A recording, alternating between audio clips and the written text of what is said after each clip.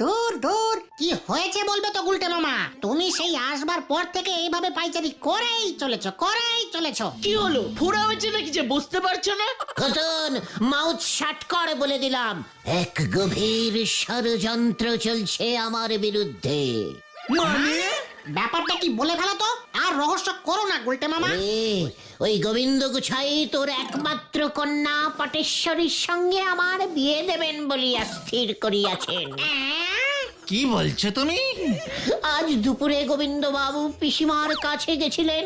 পিসিমার মুখ থেকে আমি যা কথা শুনিলাম।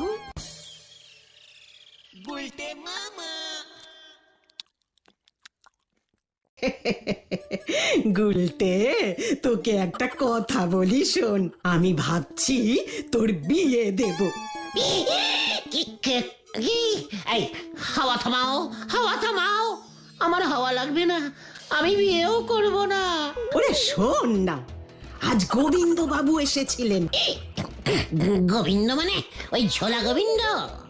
অমন করে বলতে আছে, উনি তোর হবু শ্বশুর মশাই না?